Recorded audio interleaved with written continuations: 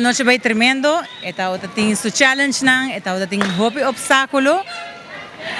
A outra onde é obstáculo nang, pero ku não se logra, com paciência, com boa comunicação, cooperação não se logra. Well, a preparação não abai, mas eu penso que tem su challenge não, pero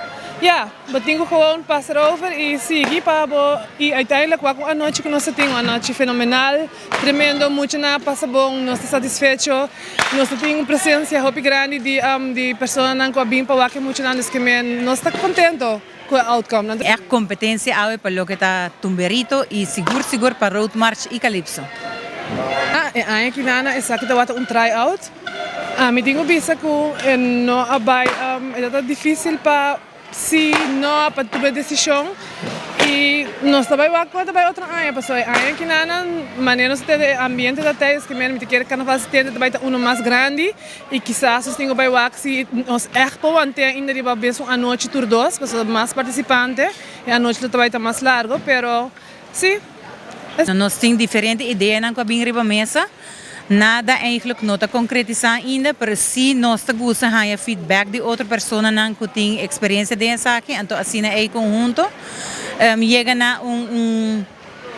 melhor maneira para nós fazer o festival aqui mais grande e mais melhor. Well, queremos o povo de Rubadanque para vir presenciar muito para dar apoio assim grande e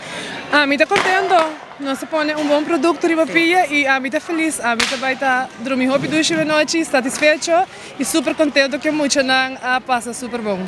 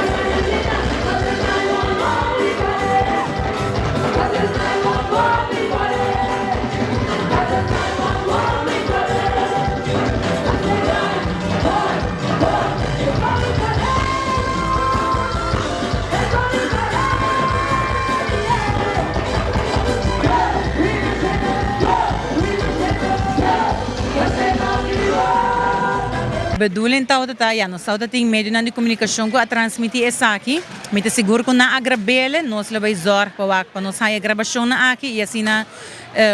entregar essa aqui na tua rádio station e para não portinang para não promover a canção de mucha na aqui e me te espera que essa aqui não por tocar durante nos parada na de mucha também de carnaval.